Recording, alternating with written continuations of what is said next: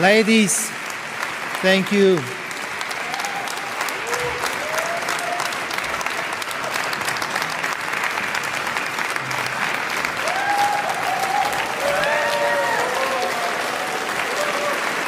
I will have a lot of problems in my country. Thank you. Thank you. Ladies and gentlemen, dear friends, first of all, I want to thank the organizers and the Prime Minister of Hungary, Viktor Orbán. God bless him for his wisdom and courage, for the invitation and the opportunity to express a few reflections. Several people have asked me what reasons I have to speak at CPAC conferences, as I do now, or as I did recently in the United States. Yes, I am a leftist. I am a social democrat, but not of Brussels kind. First of all, I am a Slovak social democrat, or as I sometimes like to say, a rural socialist, a social democrat from the village. My task is to protect the interests of my fellow citizens and the national interests of Slovakia. I am a supporter of the idea of a strong welfare state. I am a strong statist. At the same time, I want to be perceived as a reliable and constructive partner in international organizations in which we consider our membership to be naturally important for us. Ladies and gentlemen, sometimes it seems impossible to reconcile the protection of national interests with the international demands and ideas of our, especially larger partners in the European Union. However, I do not intend to leave the idea of a sovereign Slovak foreign policy oriented towards all four cardinal points of the world and the consistent protection of the Slovak interests in the name of the perverse philosophy of a single mandatory political opinion. I do not want to see our sovereignty and national identity melt away in the genderless supranational international structures, especially those in Brussels.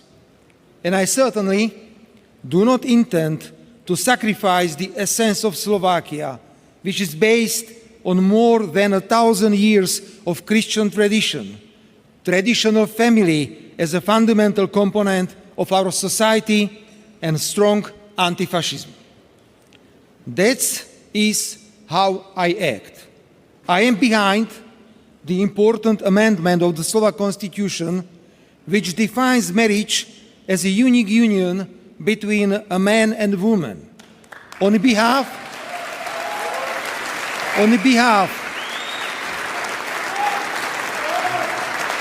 of the government, I submitted to Parliament a further constitutional amendment concerning the existence of only two genders or the conditions for the adoption of children.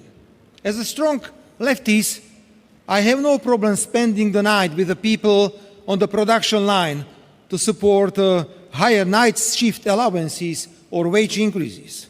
As an anti-fascist politician, I felt the need to pay my respect in May this year in Moscow to more than 60,000 soldiers who died during the liberation of Slovakia.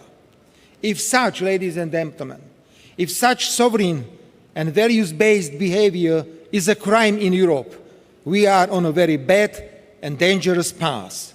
If a political activist of the Slovak opposition wanted to assassinate me for my political positions, we are on an even more dangerous path.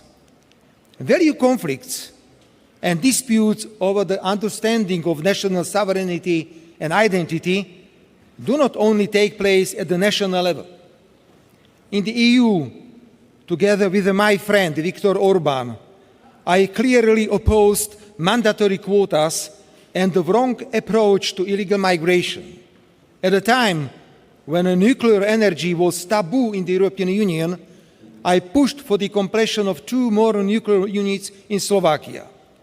I am an uncompromising advocate of respect for the rules of international law. Slovakia does not have enough fighter jets, missiles, drones, and ammunition to enforce its ideas by military force.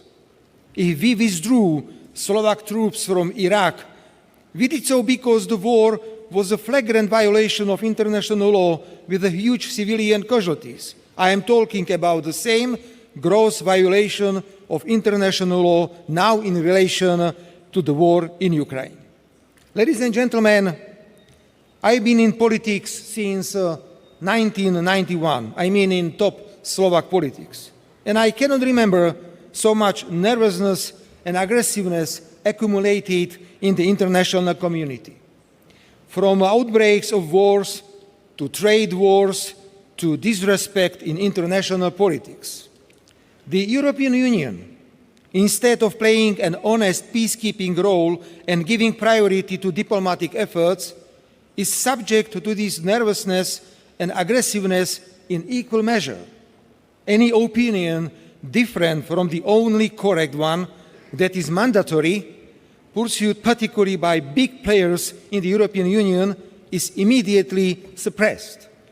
All we have to do is to express, for instance, a different opinion about the president of Ukraine, or to refuse to give arms to Ukraine despite the fact that we are helping it in every other way, or to call the strategy of the European Commission to stop all energy supplies from Russia as economically damaging and undermining the EU's competitiveness. The reaction will come immediately. Most recently, Slovakia and Hungary have received a message from a particularly nervous new German chancellor. In short, his message to us was, if you do not obey and you continue with your sovereign positions, if you do not support one single mandatory political opinion concerning Ukraine and the obligation to spread hatred against Russia, you will be punished. For example, by suspension of EU funds or withdrawal of voting rights. No one, ladies and gentlemen, in the European Union, no one in a peaceful and democratic project should have the right to treat other EU member states in this way, regardless of their size and economic strength. The strengths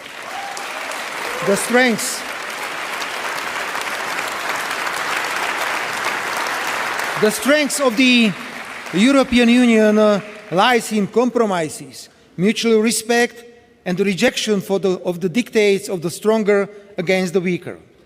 Slovakia is not criticized today for a gross violation of human rights, the rule of law, or democracy. That is what had here in 2020-23, when we were in the opposition illegally arrested and accused, when the mouths of the free media were shut, when innocent people were dying in detention. Where were the great democracies and the European Union as a whole then? If they have no realistic response to the war in Ukraine today, which is a country has been the victim of the senseless prolongation of this military conflict, if the answer is only to build a new Iron Curtain between Europe and Russia, which even the United States does not want, they cannot continue in their nervousness by suppressing the sovereignty of individual member states on legitimate issues. Ladies and gentlemen, we may have to expect unprecedented decisions, such as, for example, the abolition of the right of veto of EU member states and its replacement by qualified majority voting.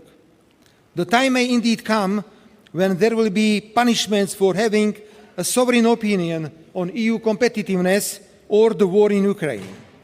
One thing I do know, however, for sure, and before that thing, I want to warn and take this opportunity to send my warning as far as possible. The imposition of a mandatory political opinion, the abolition of the veto, the punishment of the sovereign and the brave, the new Iron Curtain, the preference for war over peace. This is the end of the common European project. This is a departure from democracy. This is the precursor of a huge military conflict. The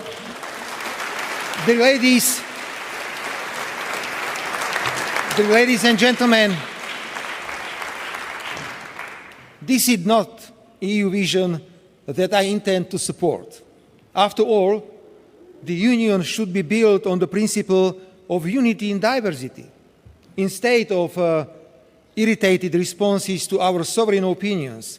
Together, we should launch a constructive discussion about the EU's future. After all, we see that trust in the Union's institutions is deeply eroded, whether it is individual failures of individual members of the European Commission or the various yet unsuccessful visions, strategies, concepts and roadmaps that have led us to economic decline, loss of competitiveness and unprecedented security challenges. We, small Slovakia, have also invested tens of billions of euros into the European Union, and our voice must carry weight in such a dialogue. And if we truly care about peace, we must be willing to communicate even with those who are often demonized like Russia. Only in this way we can end the war in Ukraine, which is weakening us all and in recent weeks significantly threatening us given the increasingly irresponsible saber-rattling by most European countries. Ladies and gentlemen, I conclude with a challenge. Let our diversity, sovereignty, and national identity be our strength and not weakness. Thank you very much.